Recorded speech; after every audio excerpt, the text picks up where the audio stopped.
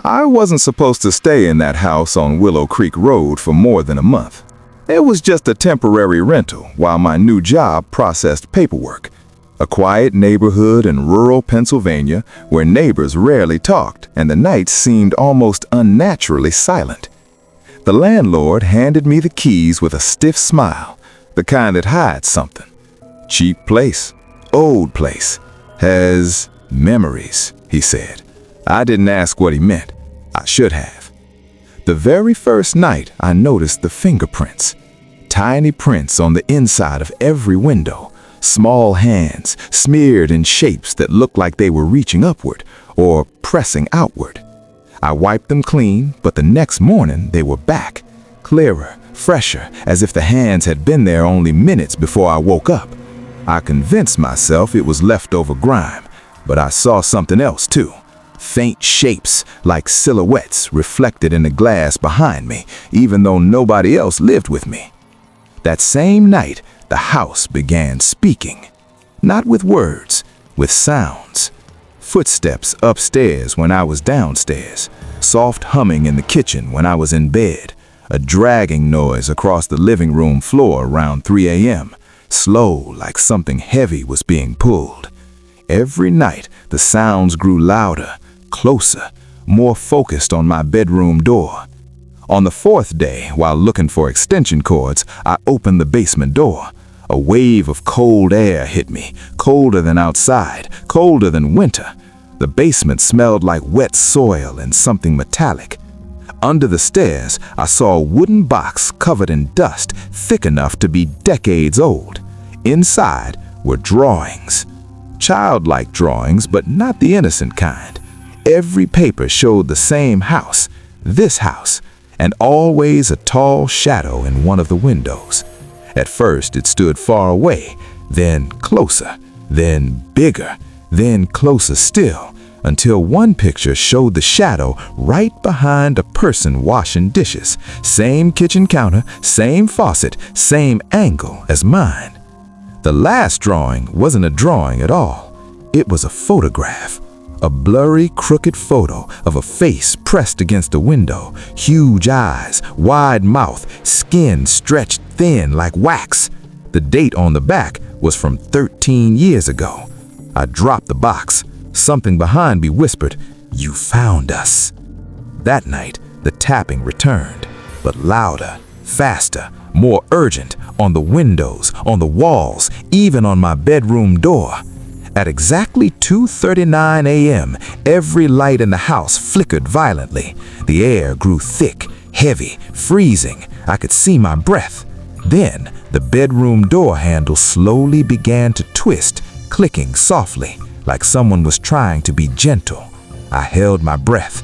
The door opened an inch. A small hand, pale, thin, child-sized, slid in and scraped the floor once, then disappeared. I didn't sleep. On the seventh night, I was woken by a sound that didn't belong in any normal home. Giggling, but not one child, many, layered, overlapping, echoing through the hallways. I followed the sound to the living room, where the TV, which I had unplugged earlier, suddenly switched on by itself. Static, then a blurry image formed.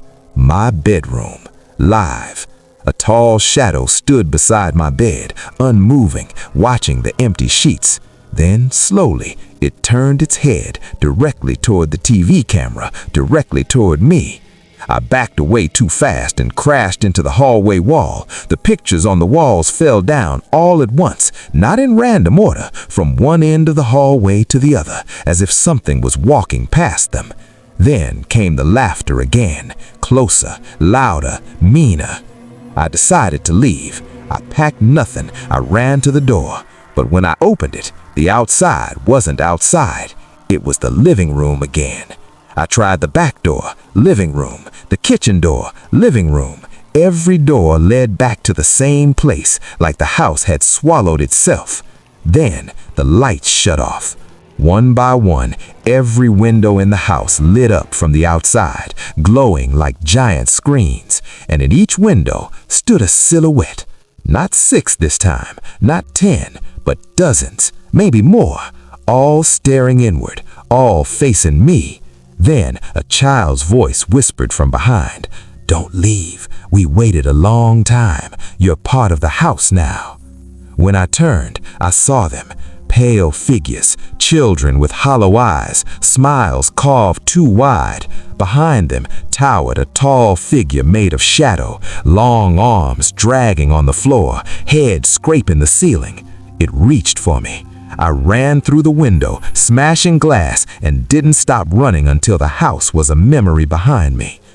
The house was finally demolished, but Willow Creek feels wrong. Some nights, when I drive past the empty lot, I see children standing in the darkness, staring at me.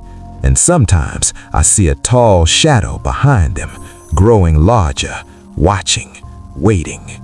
I tried to move on. I changed my phone number, my address, even the route I took to work. But some nightmares don't stay in one place. Some nightmares follow.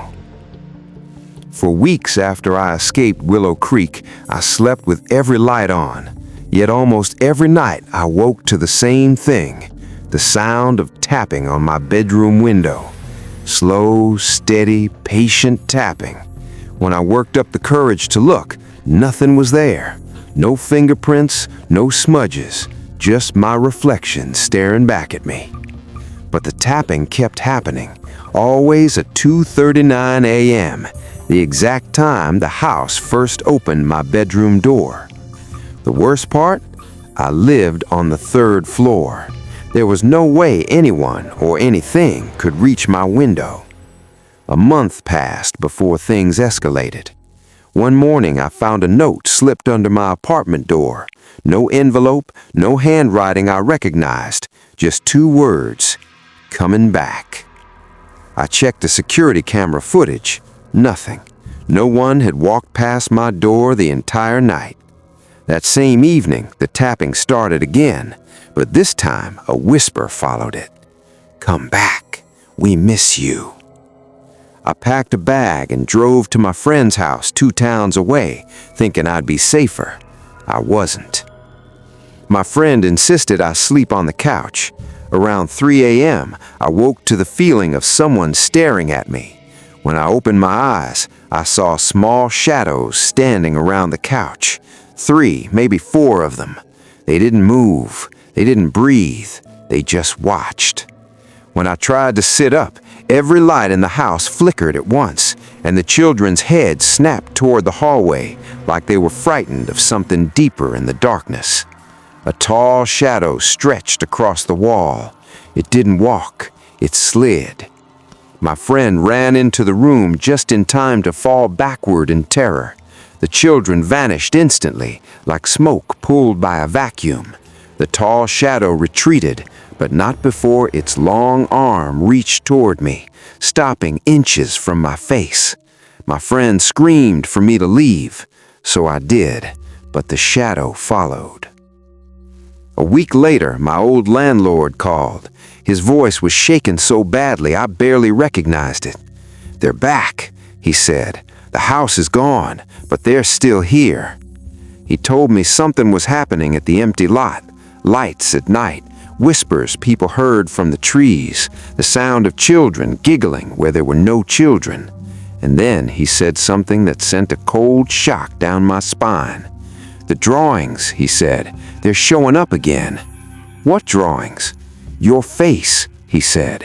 "Every picture has your face now." Before I could ask anything else, he hung up. Not ended the call, hung up in a panic, like he wasn't alone. I never wanted to go back, but sometimes the only way to stop a nightmare is to walk straight into it. When I arrived at the empty lot, the land was still, too still. No wind, no sound, no insects. It felt like the world had paused the moment I stepped onto the dirt. Then I saw them, footprints.